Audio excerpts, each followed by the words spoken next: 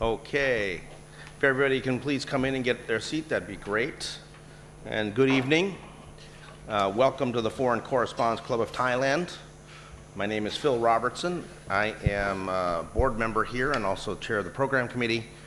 And in my spare time, I run my own NGO, the Asia Human Rights and Labor Advocates. It's a pleasure to have all of you here to discuss these very important issues relating to Myanmar. And we're going to have a discussion. We have a number of people online who couldn't be here for security reasons or for logistical reasons. But fortunately, Steve and I are here, and at least some of the panels here in the club.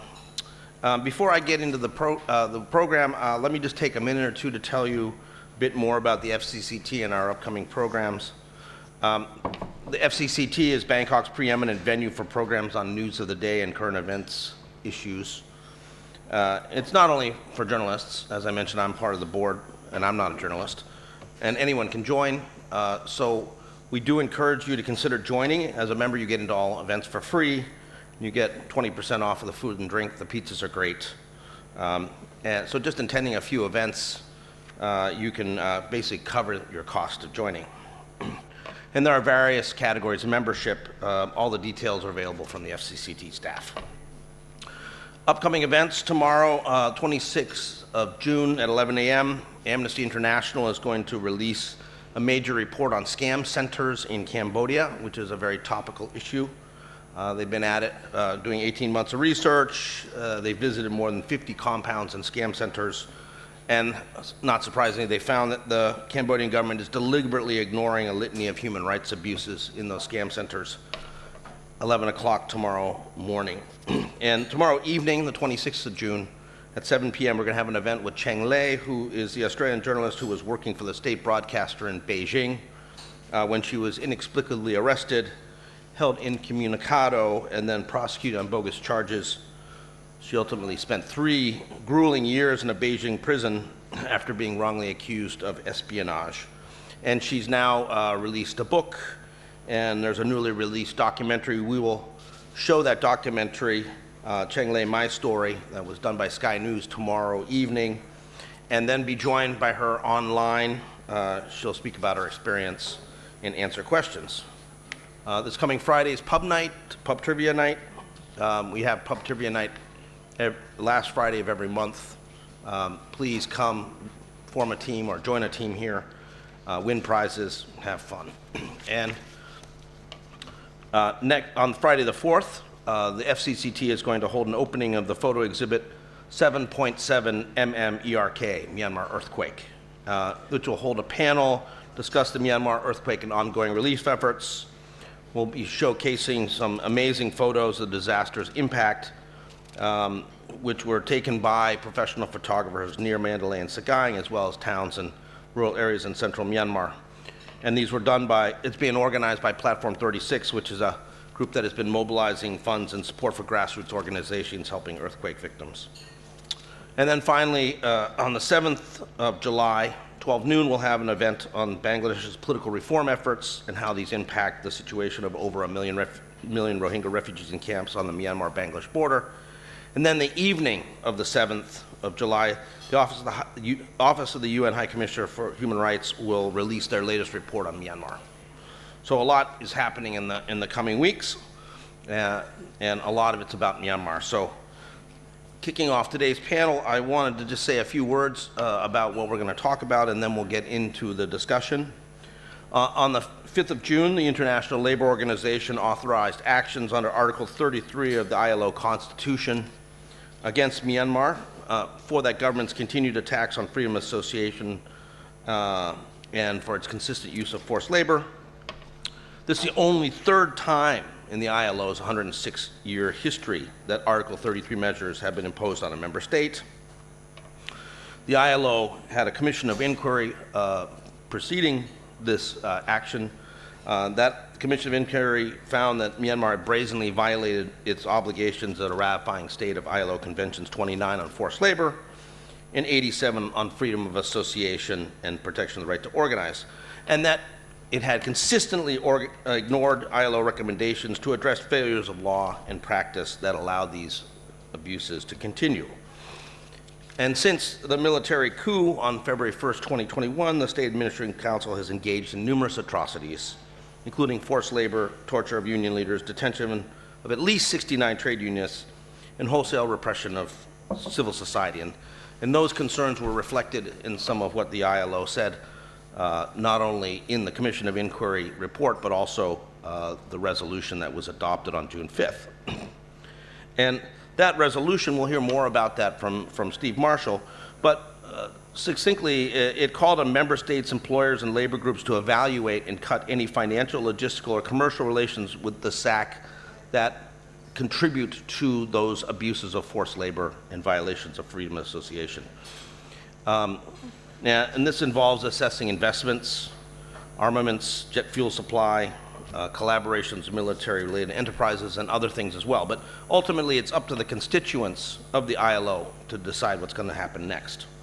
And the Myanmar union leaders and activists, some of which you'll hear from today, have led the way to demand accountability by consistently documenting labor rights abuses, as well as campaigning internationally and inside Myanmar for the release of arrested worker leaders and for action on various different labor rights abuses that continue in the country. So first, we're going to hear from some of our colleagues online. We're first going to hear from Pyo Sander So. Pyo Sander So is a leading Burmese trade unionist and human rights advocate. She was forced into exile following the February 2021 coup. She's had several key leadership positions, including the Vice President of the Building and Woodworkers Federation, Secretary General of the Building and Woodworkers Federation of Myanmar. She is Assistant Secretary of the Confederation of Trade Unions Myanmar, and she is a Vice President of the Building and Woodworkers International, which is one of the global union federations, and they represent over 12 million global members, and she's also a member of the International Labor Organization's governing body. So we're going to ask her first to say a few words, and then we'll move on to the next speaker. So, Sander So, please go ahead. The floor is yours. And I should say that she's actually calling in from New Zealand, where she's in exile.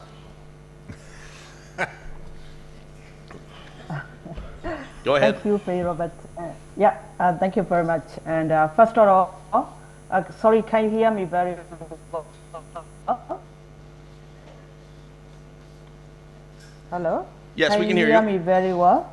Yes, we can hear you. Please go ahead. Thank you. Yeah, speak loudly though. Speak loudly. And clearly. Yeah.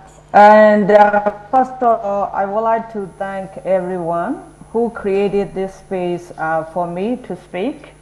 As a human rights defender, as a trade unionist, I really need a space to report on the human rights in Myanmar.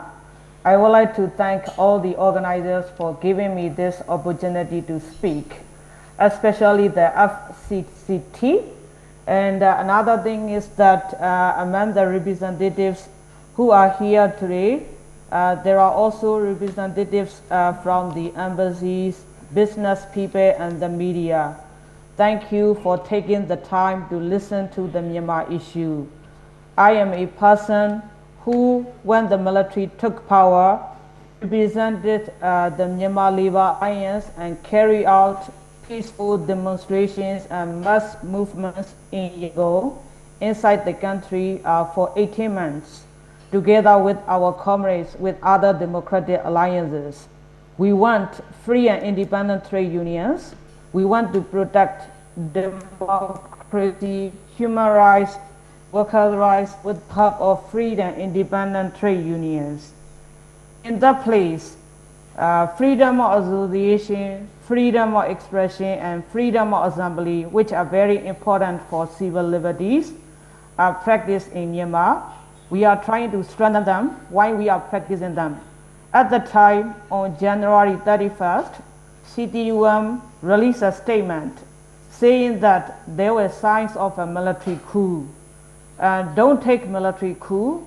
This military coup will reverse everything we have done for democratic transition and peace. if there is a coup, we will reject it. So right after the statement was released, the military called our office, telephone number. They asked why we released such a statement. We replied, we are an independent union. We replied that we need to release such a statement for democratic rights and civil liberties. So since then, we were threatened the day before the coup, and the coup took place the next day. We rejected the coup and refused to recognize the military as through our participation from all tripartite mechanisms under the military rule. And then we joined the civil disobedience movement. Then, as retaliation, on the 14th of May 2021, all CTUM Central Committee members, including me, were issued arrest warrant for high treason under the Section 124A of the Penal Code. We just exercise our civil liberty rights and democracy rights as an independent union and as a trade unionist. However, this is the way the military dictators retaliated trade unions. Then active members, organizers, and trade union leaders were under arrest warrant. 16 labor organizations were declared as illegal organizations. Our passports, the leadership of our president, Brother Mau was terminated. At least 400 trade union members were arrested. Trade union members in the protest got killed in the spot, gunshots. Their tools are terror. They arrest, torture, imprisonment. So to seek justice and accountability, what we can do? We are part of the International Labour Organization House family. The ILO is the highest supervisory mechanism for labor rights. And the ILO has the mandate to implement democracy. So that is why we apply the ILO mechanism. So in 2021, the International Labour Conference adopted the resolution for Myanmar. In the resolution, to restore democracy and civilian government, to stop any kind of violence, and to release all political prisoners. So we had to present a lot of evidence to reach this decision. That evidence is not numbers. It is the lives and life of our brothers and sisters. The ILO headquarters has always contacted the military. What has been done? The ILO headquarters office and Yangon office have asked the military to report. Since the coup, you should read the 4 monthly reports issued by the ILO DG, Director General. What have they done? And we have UMFCCI reported. You will see UMFCCI. What have they done? Is there any report from UMFCCI, Chambers of Commerce, Myanmar employers? You will see nothing. Have UMFCCI reported violations by the military? Not at all. So the military has not only not complied with these, but has committed even more serious violations. So we asked the ILO to form a commission of inquiry and investigate on Convention 87 and 29 ratified by the country, which is freedom of association and forced labor. When the commission was formed, the military refused to accept the commission. The commission examined FOA, freedom of association, and in 87 and 29. The findings were published on 4th of August 2023, and the Commission of Inquiry found serious violations. And from this, with 11 recommendations. And to implement these recommendations, 11 recommendations not later than 1st of October 2023. We want justice. We want the military to be held accountable. We want them to stop what they are doing. That's why we call for ILO Article. Our original intention is because the military did not comply that we got to this point. We waited over 4 years. I have hope that international community stands together with us in solidarity, and we want to have protection from you.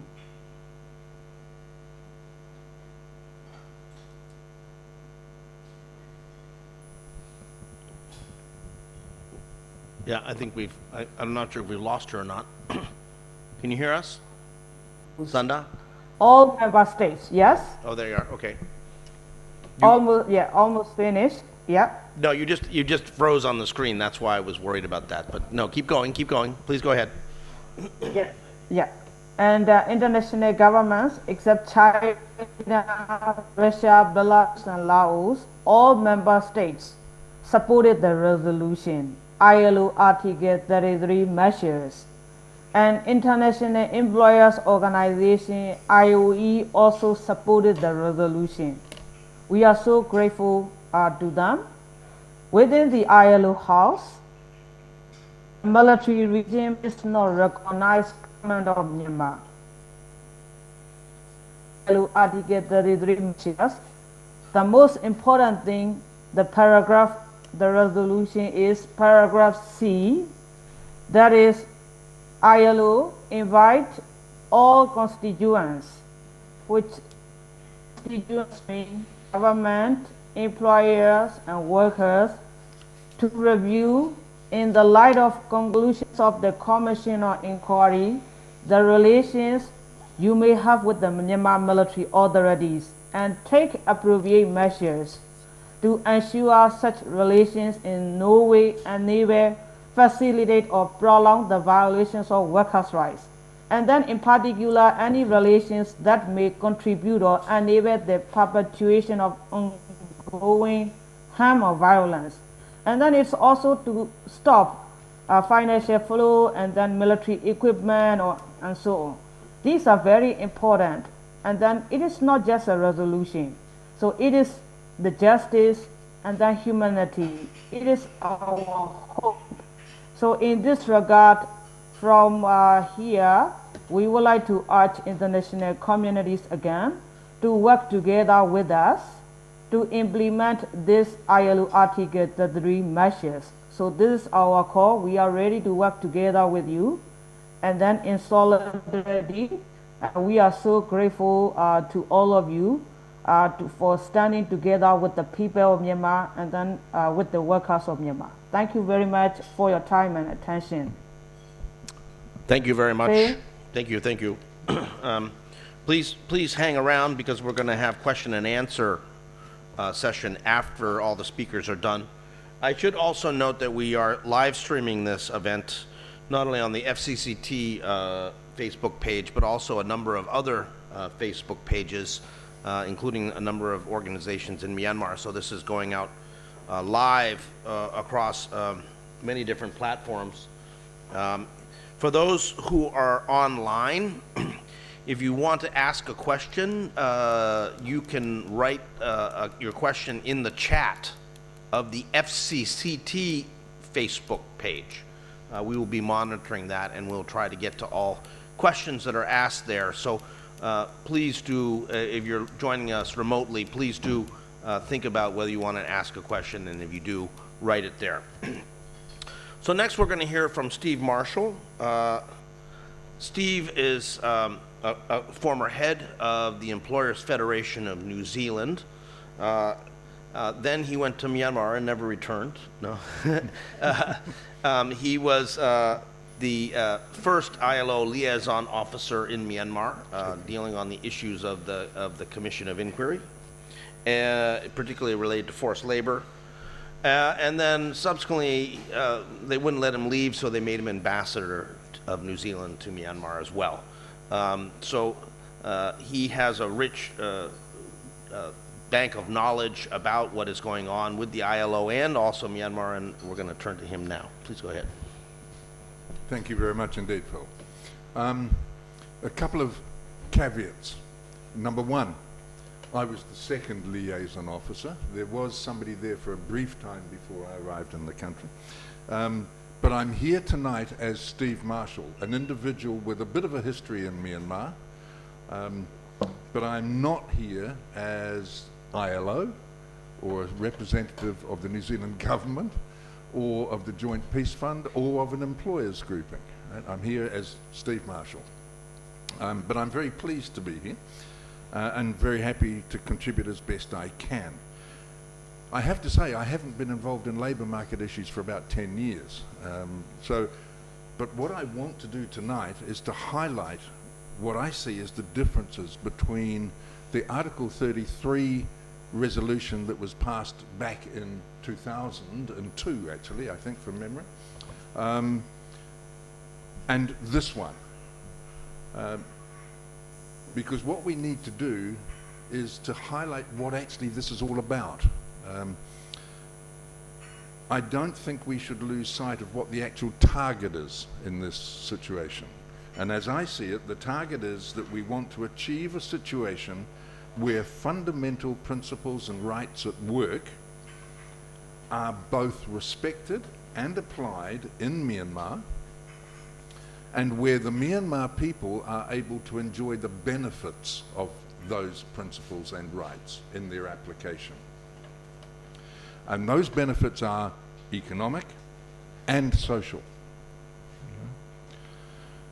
The Article 33 of the ILO is not just a tool about labour standards. In my view, it represents a cornerstone of the international system for upholding accountability.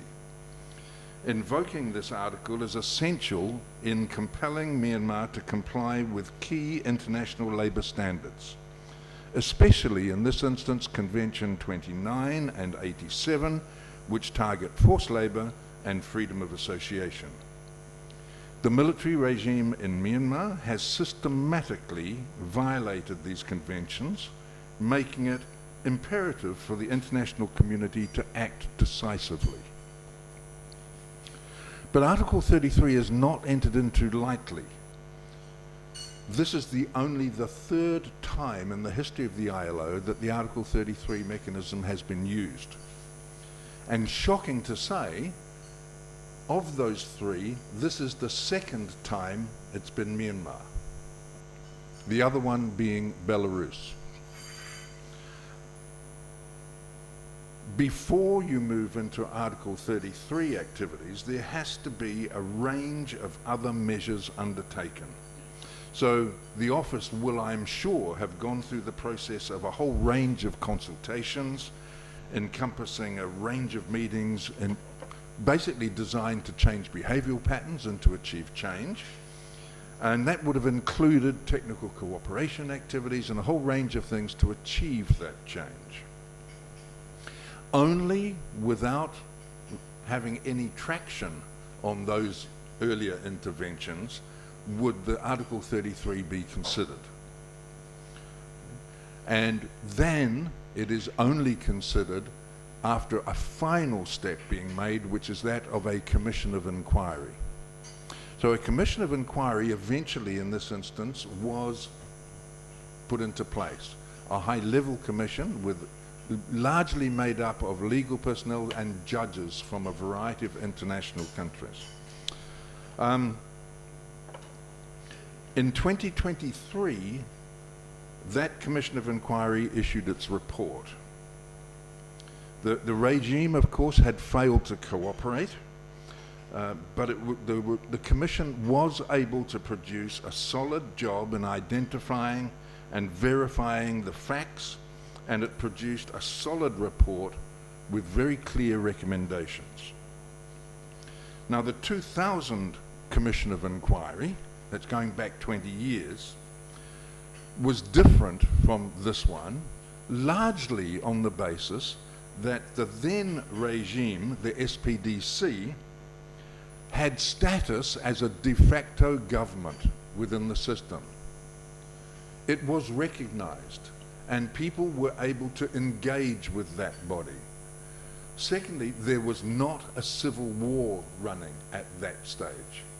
There was relative peace. Repression, but relative peace. And so that original Commission of Inquiry pretty much restricted itself to calling for the application of the Forced Labour Convention being the only issue that it had investigated, and at the end, and for the end of forced labour practices, basically. It accepted and promoted technical cooperation with the then regime, and it called for the putting into place of a complaints mechanism working with that regime to eliminate forced labour. The 2023 recommendations out of that Commission of Inquiry went very much further than that. They recognised the complete absence of any genuine responses to calls for change over that past 20 years. The 2023 recommendations came in two tranches. The first was effectively a call for the immediate cessation of violations on the conventions, including the release of detained activists and trade unionists. And the second tranche of recommendations called for deeper structural reforms, including legal and institutional changes, potentially including legislative and constitutional adjustments.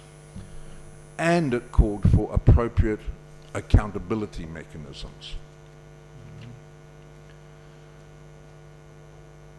The latest Commission of Inquiry recommendations clearly saw and identified the SAC as the principal perpetrator of identified breaches, and saw 70 years of authoritarian rule as the root cause of the problem. It suggested strongly the need for fundamental systems change in order to have any prospect of sustainable change occurring. The 2023 report went considerably further than the 2000 report in that it explicitly framed the military's control and systematic impunity as the foundational drivers of forced labour and trade union repression. The SAC, for its part, acknowledged the Commission of Inquiry recommendations, but it did not accept them, which was actually a very clever response, because effectively that blocked the opportunity for this matter to be referred to the ICJ by acknowledging and offering to have a visit into the country to look at the situation. The option of going to the International Criminal Court, the Court of Justice, I'm sorry, the ICJ, was not an option any longer. The Article 33, which is the next step after the Commission of Inquiry recommendations, was put into place because of the regime's refusal to apply the recommendations out of the Commission. It acknowledged them, but it did not accept them. So the next step had to be the Article 33. And in that Article 3 recommendation, decision, it calls for member states to take whatever action they have within their power in order to pressure the SAC to accept and apply the Commission of Inquiry recommendations. The measures that it proposes go further than those of 2002, reflecting the frustration of the international community at the SAC's intransigence. They suggest that each member state, working closely with their respective social partners, undertake a full review of their relationship with Myanmar. This is not simply about sanctions. In fact, in that regard, It is very targeted. It is not a call for universal sanctions. It is a call for targeted sanctions. It suggests reviews of the country's diplomatic relations, political relations, military relations, business relationships with Myanmar, its trading status with Myanmar, both generally and with specific reference to armaments, jet fuels, financial dealings, and money flows. It suggests new levels of due diligence, all with an eye on whether the relationships that they have got directly or inadvertently enable ongoing violations. The 2002 Article 33 called for the putting into place of an independent complaints mechanism, and that was agreed in 2006, only under a threat of taking them to the ICJ. The latest Article 33, in addition to such remedies, adds the issue of broader protection mandates in respect of exile trade unions, the refoulement principle,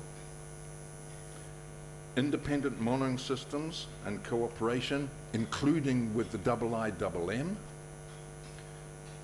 in respect of all accountability matters, and cooperation with other UN bodies in respect of the humanitarian and legal support for displaced workers and their families. So in summary, the first Article 33, which was limited to the forced labour alone, was an attempt to achieve change through technical cooperation and engagement. The 2025 Article 33 is much broader, taking in specifically the key issue of freedom of association as well as forced labour. It advocates for a broader political and strategic mobilisation encompassing cross-border coordination, treating the Commission of Inquiry recommendations as a global mandate, not simply an ILO guidance. Thank you. Thank you very much, Steve. That was very helpful in clarifying a number of key points. I remember very well being involved with the earlier Commission of Inquiry, and I do remember also your tireless work once those mechanisms were set up to deal with the Myanmar junta and receiving complaints and then taking them to the generals to try to get them to take action. So it was quite hard work during that period of time. And so it's great to have you here and be able to reflect on some of these issues. Next, we're going to hear from Walton Ong, who's online. Walton is actually joining us from next door in Myanmar. He is the Secretary General of the Myanmar Employers Organization and also head of their International Relations Affairs Committee. He served in executive and management roles in Myanmar's leading institutions, including the Yangon Stock Exchange, the MPT KSGM joint operation, focusing on ICT strategy, digital infrastructure management, and leadership. He's also founder and president of We4U International Education, where he supports access to quality education for displaced and underserved youth. He was the employer delegate from Myanmar to the 113th International Labor Conference, where this resolution was adopted. So, Walton, the floor is yours. Thank you. Thank you, Mr. Moderator. Good evening, distinguished guests, ladies and gentlemen. First, I would like to thank all of you for your time, and it is a great honor to speak here today.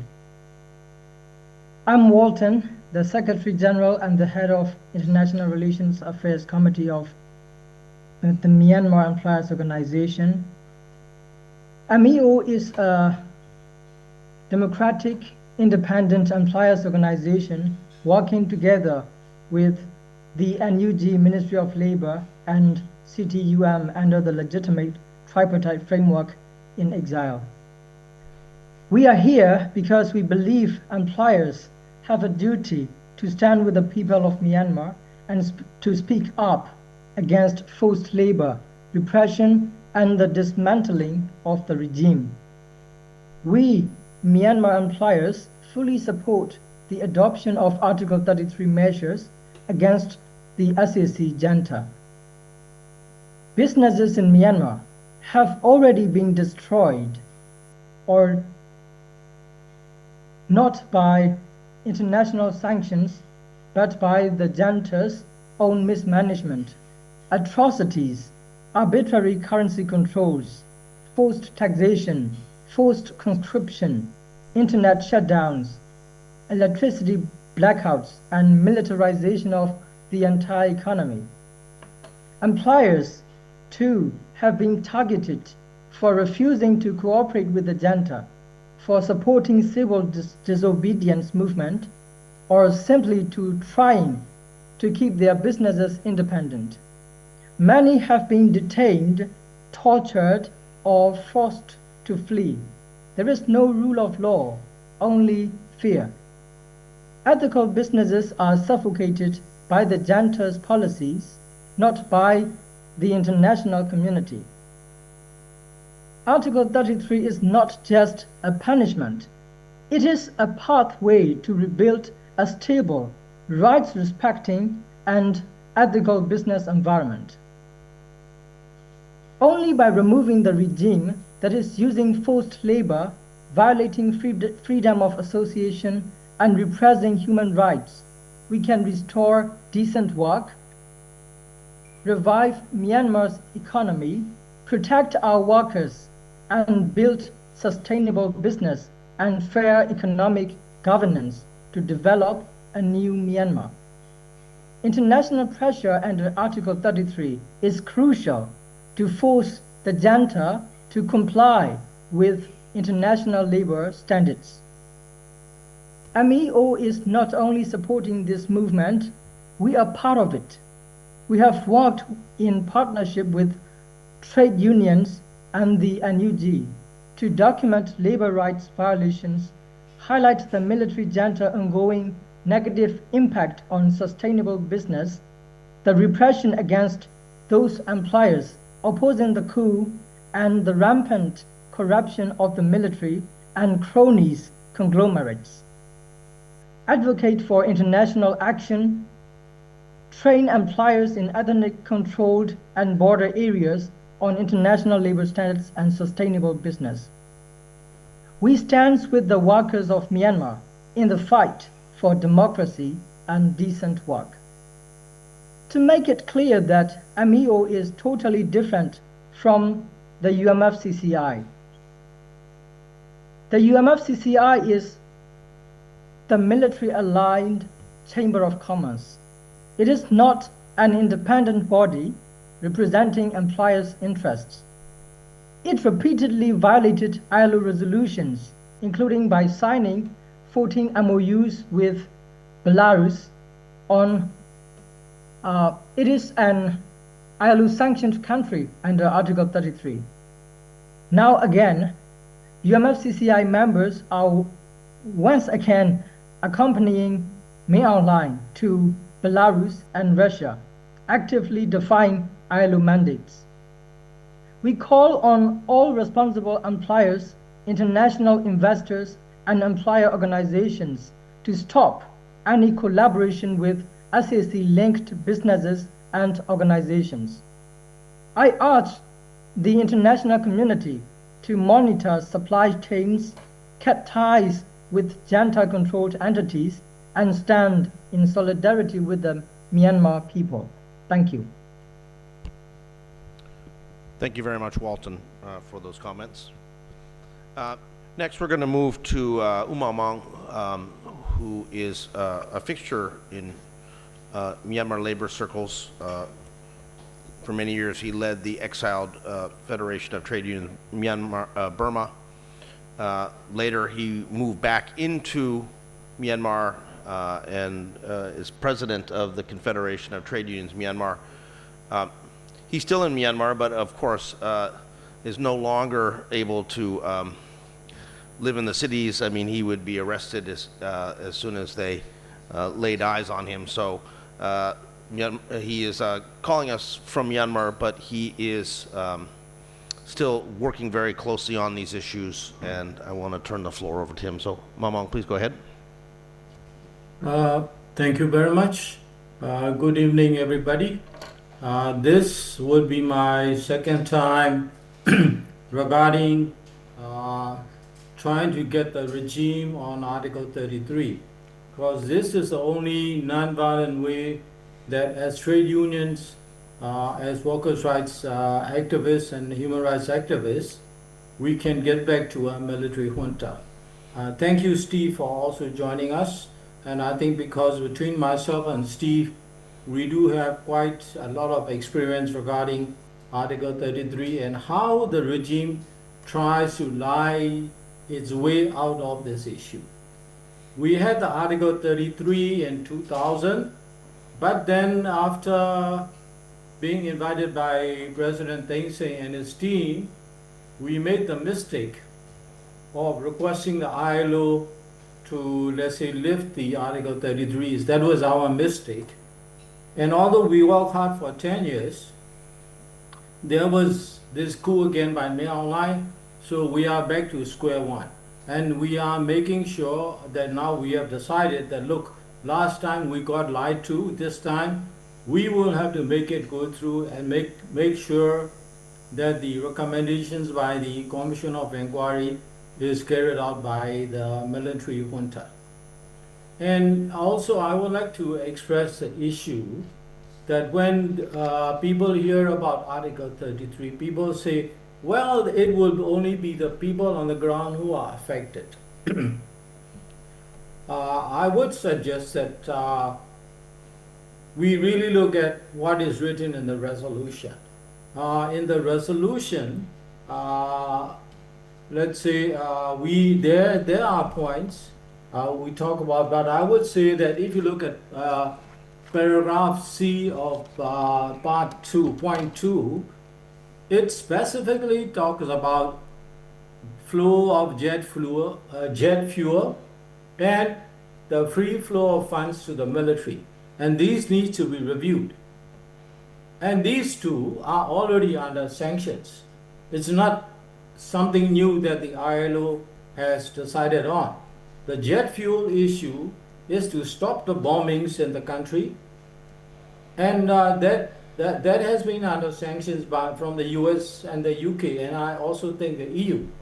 So what is written here is nothing new.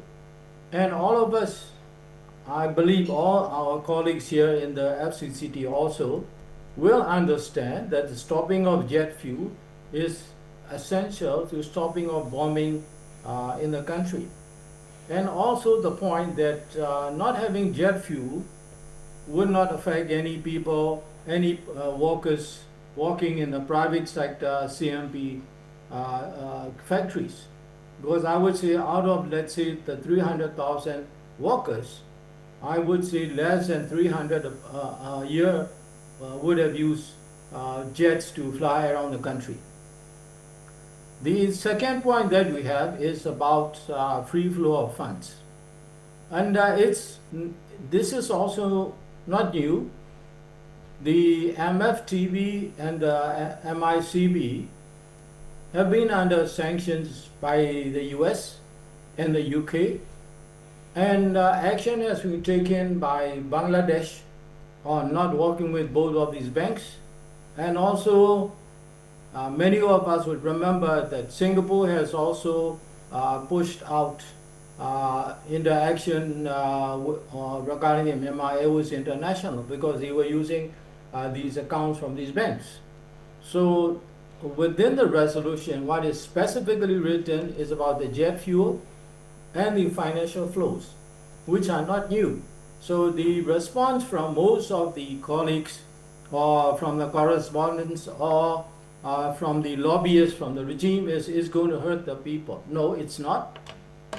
And we are making sure that the reviews will be done and reported. And these will start on the people that are under sanctions. For example, it would be Mayor Lai and his family and the SAC generals and the businesses that would be under review, and we will be looking at in a very detailed manner and try to identify the banks that they are working on, try to go after the personal accounts. And this would not hurt the local people. So I would say that what we have written here is very different, and this was not designed just by the ILO members, but it was by the legal people who were thinking about that, by the humanitarian people who were thinking about what could happen, what could hurt the people, try to stay away from hurting the people, but do get to the point where it hits the military. So this is what is in the resolution. And like I explained, we were not good enough last time around. We were fooled, but this time around it's a very different story. You just heard the Myanmar Employers Organizations, which is let's say groundbreaking approach, because last time around it was only us, the trade unions, putting the pressure onto the regime. But this time around we are working as a tripartite delegation with the NUG government representatives, with the employers representatives, and us as the trade unions. The issue here is that the reports of the regime's atrocities on the employers has never been reported by the Chamber of Commerce, which has always been the employers' representative for Myanmar to the ILC. But now we have employers who had had their gas stations confiscated, blocked, who have had their hotels locked up, who have had their hospitals locked up, who have had their, let's say, mines locked up, because they did not agree with the regime. And I would say that this reporting has been done to the ILO and even to the organization of our employers, that these atrocities are taking place on the employers. And it is no wonder that all of you are seeing the increase of undocumented migrants in Thailand, because the regime's forced conscription is forcing out people. All the labor force, the working age people are leaving the country because of the forced conscription. They are leaving because they can't find employment, because all the employers are being harassed, being jailed. So I would say that this approach is very much different from the approach that we had in 2000. That is why I would say that all of us together, working as a tripartite mechanism, is reporting to the ILO, and we are here to express that this time around we need your help. Please help us. We are making things clear that it is not meant to hurt the working people on the ground. Yes, there might be casualties, but not the supposedly 1 million people that Myanmar Garment Associations is talking about, or the lobbyists are talking about. So this is what we are going to do.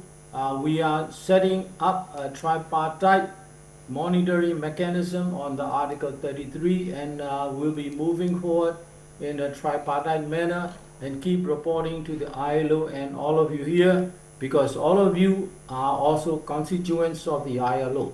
So we look forward to having more interaction, and then we will be, let's say, reporting until the things get changed within the country. Thank you very much. Thank you very much for those comments. I just want to mention that we have quite a few people watching online at the FCCT Facebook page. And they are able to ask questions by writing something in the chat for the FCCT Facebook page, not the other Facebook pages that are also cross-posting and being covered this, but the FCCT Facebook page. If you write a question there, we'll get to it. For people in the club, there's an opportunity to ask questions. We have a microphone in the back.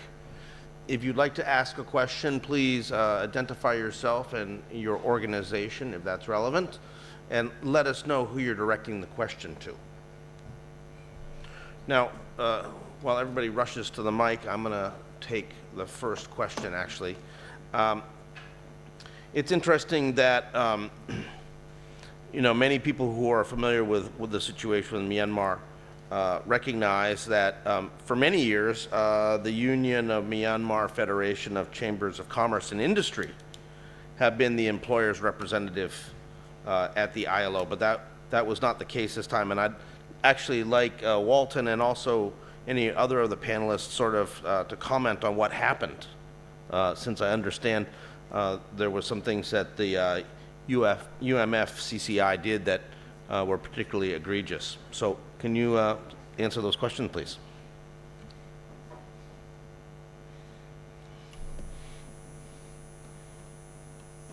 So I'm sorry. So could you please summarize the question?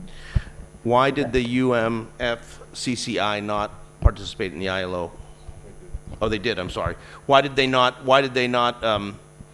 What was the problem that occurred? There was a problem related to their participation and also, I guess, it's involvement in Belarus. Yes. Yeah. So can you explain what happened, please, about that, and what the situation is with the employers at the ILO from Myanmar? Yes. The most importantly is it is the military aligned Chamber of Commerce, and it repeatedly violated the ILO's resolution of Article 33 on Belarus by signing more than a dozen of MOUs, and even now the UMFCCI members and its business partners are accompanying with the SAC General Myung Lai to Belarus. To where? I'm sorry. To Belarus. Belarus. Okay. Belarus, yeah. So you're saying that this employers federation has signed MOUs with Belarus employers? Yeah. Exactly. So, and the Belarus is under Article 33 measure by the ILO. Yeah. Right. Okay. So that's that. Why? Can I? Why is that employer federation doing that? What's going on?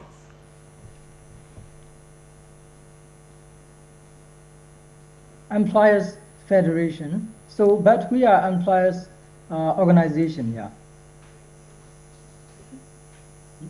May I add? Please go ahead. Yes.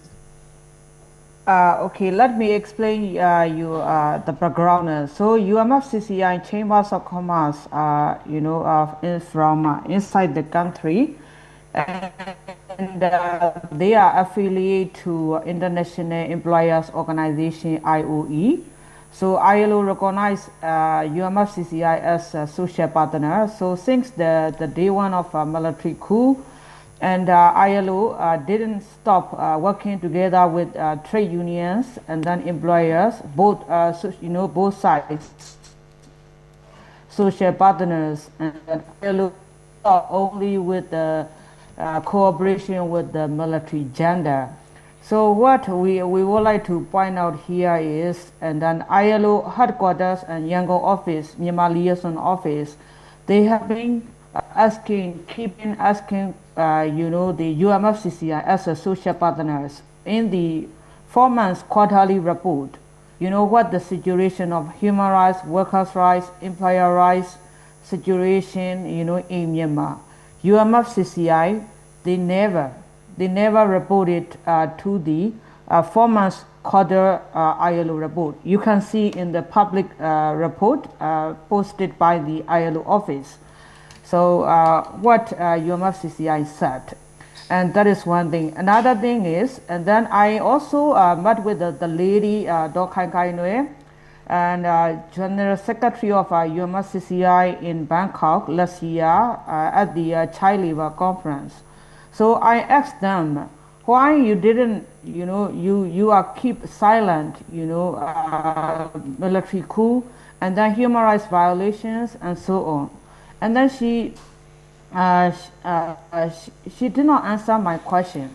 She just stays silent, and that is their position. At least you can speak out, what is happening in Myanmar in terms of human rights violation, employers' rights violation, workers' rights violation. But she stays silent, and that is one thing. Another thing is, so from this, their practice and exercise, what we have learned is they are not independent anymore.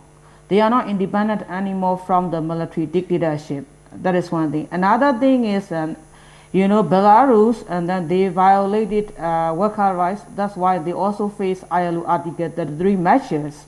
But this UMFCCI Chambers of Commerce, and then they went to Belarus, and then they worked together.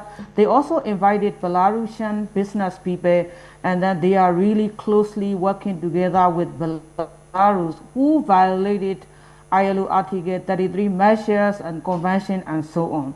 So this is the situation of the UMFCCI. And then as of today, just today, we got the information, and the military top leaders now they went to Belarus and accompanied by this Chambers of Commerce UMFCCI. So they are closely working together with the military dictators. Why we are talking, asking to stop, to review the relations and so on. But they keep working together with the military dictators. That's the situation of UMFCCI. Thank you. Thank you. Do you have any questions from the floor? Please go ahead. Thank you. I'm Nin from Labor Rights Foundation. My question to Steve. I want to know how ILO make sure the international community, the member countries, and the international business adhere to the ILO recommendations in accordance with Article 33. Thank you.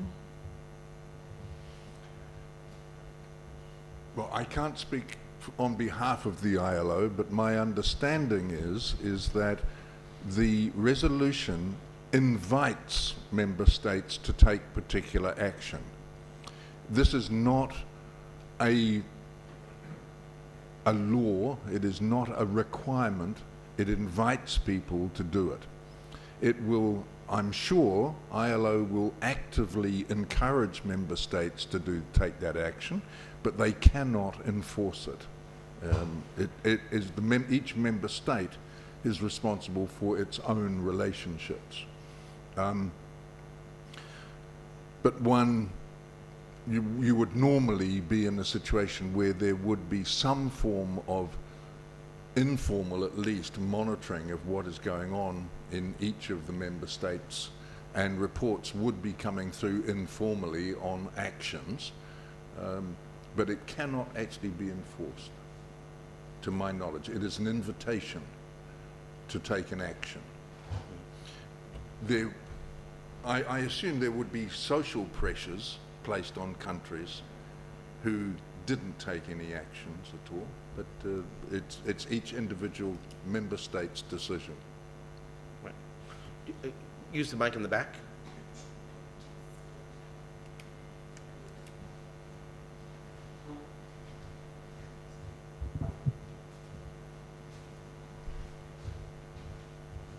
Hi, I'm Colin Fennick, one of the small contingent from the ILO.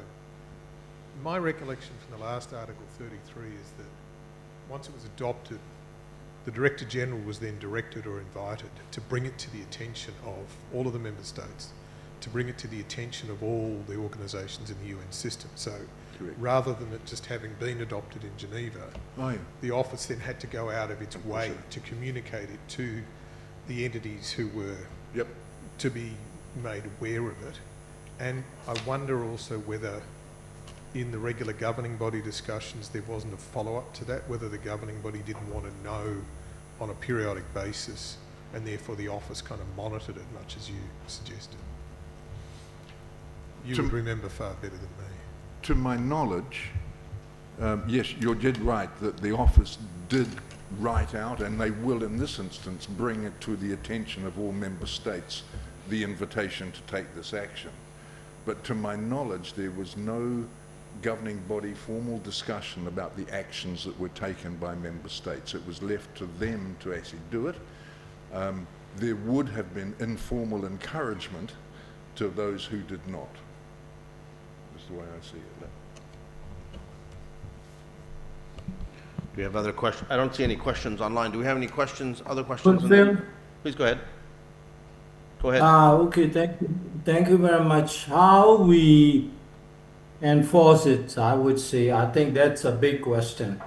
Because last time around, we did not have this kind of awareness, I would say.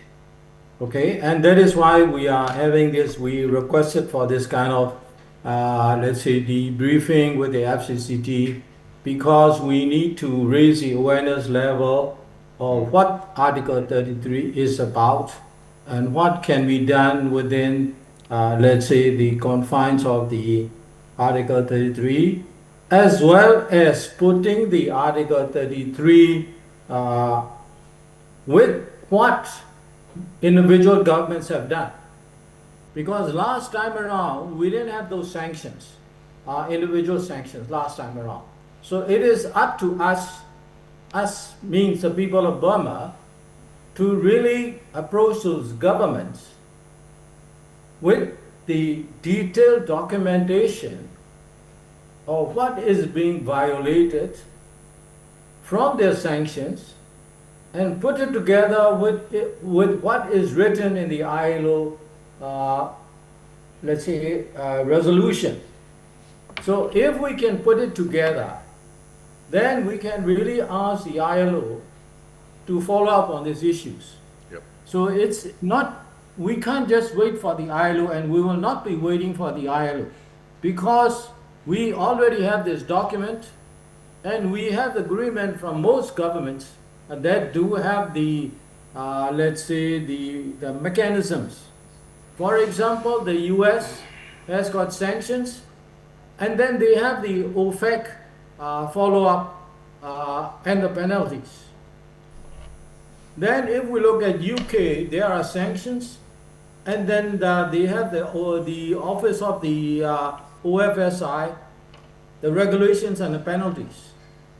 So it will be up to us, the people from Burma, if we want results, to really push out what is taking place on the ground regarding the military's income flows, what is taking place on the jet fuel regarding the transportation, the insurance, etc.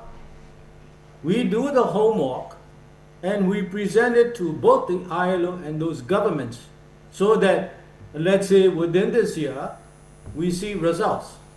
So I would say this is what we need to do, and we can do it, because like I explained, let's say the big difference is we have the employers who have been violated involved, and they have a wider base of information flow than only the trade unions or the NUG.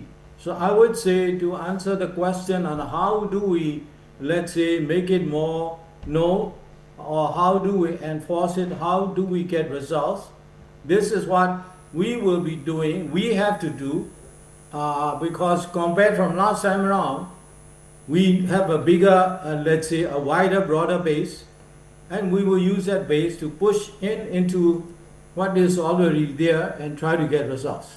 Thank you very much. Thank you. I note Walton just shared a part of the resolution, which it said in part that the member states and other constituents are supposed to report to the Director General on any initiatives or steps taken or other relevant developments for transmission to the ILO governing body. So there is a request for constituents to report.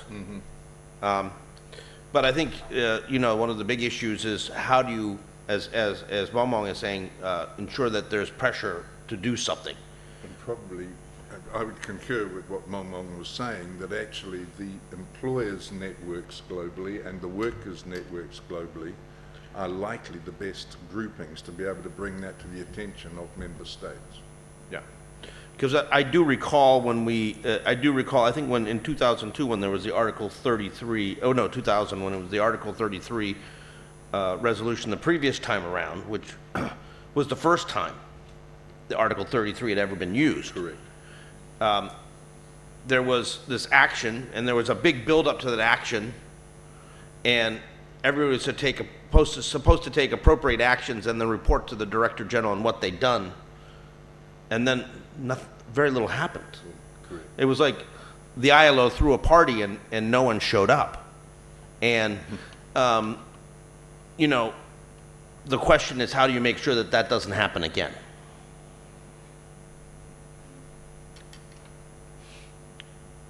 Other questions in the audience? Floor is open.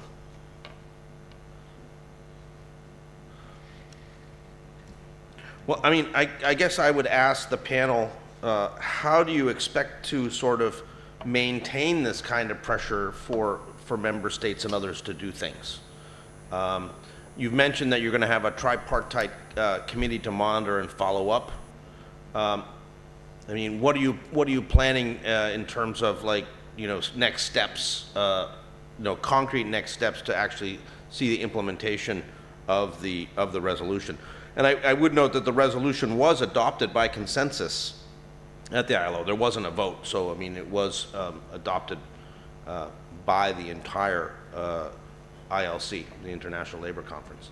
So, what are the concrete steps following it up that you're going to take next? Phil, can I go? Yeah, please go ahead. Well,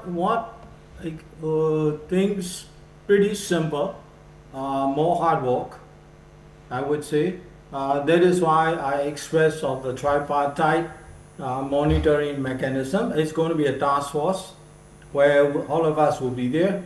Then also we're working within our own people to get more detailed information because there are sanctions, but nobody has followed up on all of these sanctions. We get reports, we're happy, we shout, we clap, we have a party, then that's the end of this thing.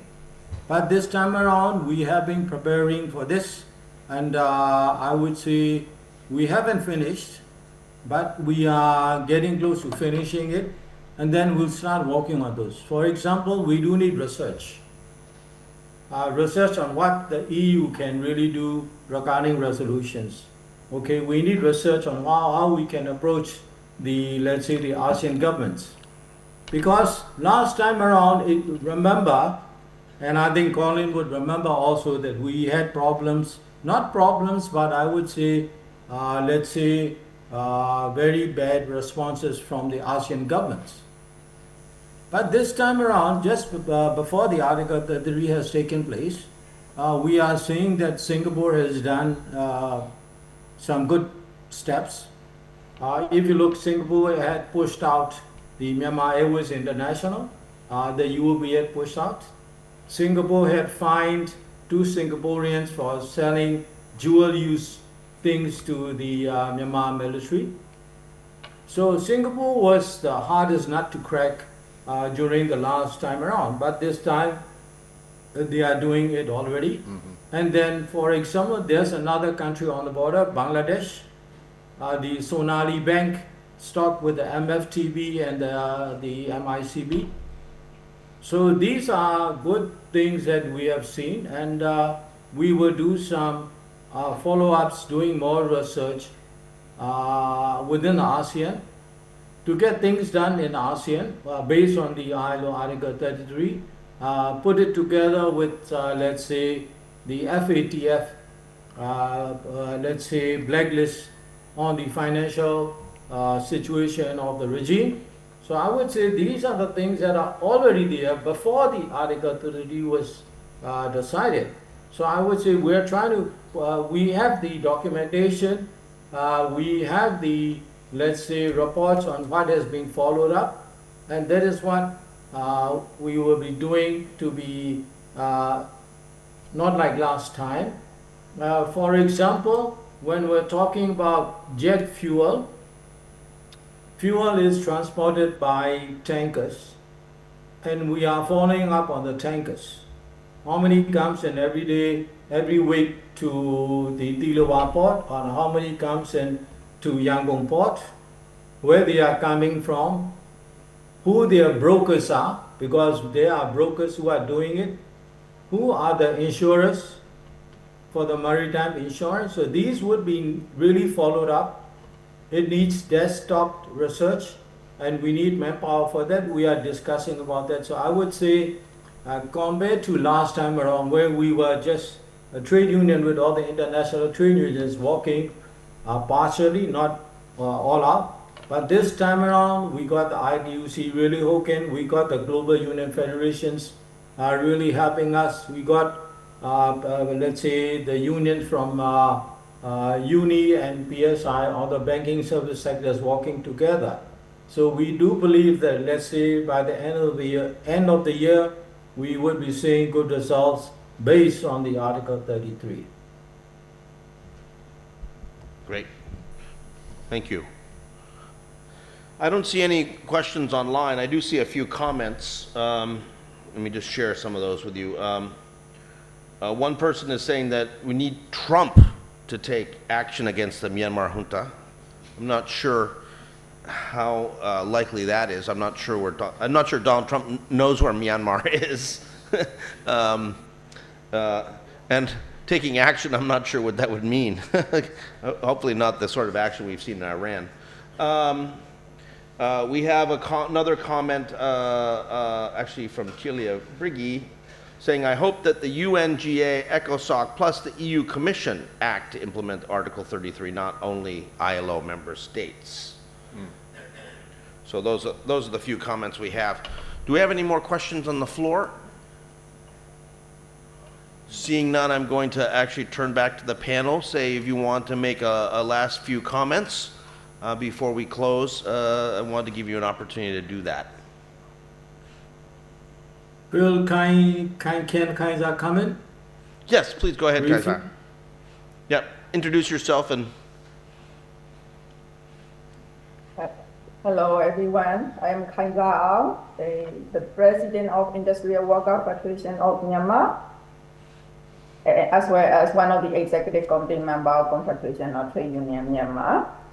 And I just like to add while we will follow up to implement the Article 33 resolution. Of course, we have to reach out to the governments who are member of the ILO. So we will definitely reach out to the government directly or through the trade unions from respective countries. So now we, in this talk, we cannot share everything because of the time constraint, but we want the government to review any kind of relationship they have with Myanmar. So we will have some proposal to the government how we want to implement the Article 33. So thank you very much. Thank you for that. Other comments from the panel?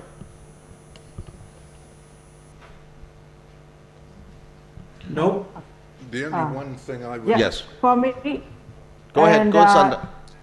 Yeah, distinguished ladies and gentlemen, and thank you so much for all your solidarity and effort and time.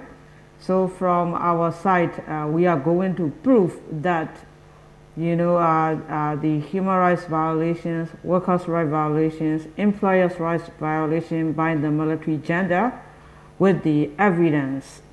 So you can verify with us and the information and the violations, and then we are ready to work with you. And the people of Myanmar, workers of Myanmar, we are really waiting for your protection. That is our hope. And so we would like to urge to implement the ILO Article 33 measures as soon as possible. Thank you, Phil. Thank you, Steve. and then all comrades. Thank you. Thank you. Steve, you want to make a comment? The only thing I was going to say was that I think from what has been said, what Mong Mong is raising and others are raising in terms of the need for monitoring, for research, for coordination between networks is absolutely critical, and getting that information through to inform the annual discussion that will take place at the International Labour Conference and the periodic reports that will be made to the governing body of the ILO will start applying the pressure onto member states to actually respond to the situation. Yep. Yeah, that is important. There is contained within a resolution that there should be an annual dialogue at the International Labour Conference every June on Myanmar. So there'll be a special session at the ILC on Myanmar every year going forward as a result of this Article 33 resolution. And increasingly what you'll see is member states have to figure out what they're going to say when they get there. You know, what did we do? What have we been doing over the past year? How are we part of the solution rather than part of the problem? And that's, I think, part of that pressure you're talking about. Yeah. Okay. All right. Well, I want to thank our panelists joining us remotely from New Zealand and Myanmar. I want to thank Steve Marshall for joining us here at the club. I want to thank all of you for coming. I want to thank the CTUM for deciding to bring this event to the club. We greatly appreciate that.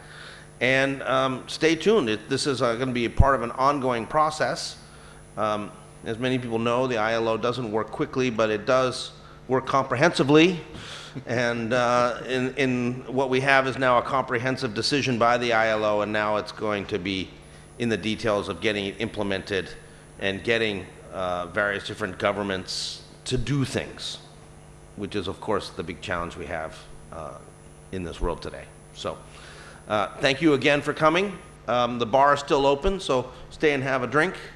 And thank you again to our panel. And good night. Thank you so much.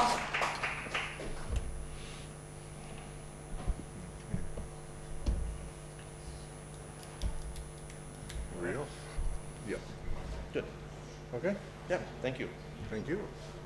You're a gentleman and a scholar.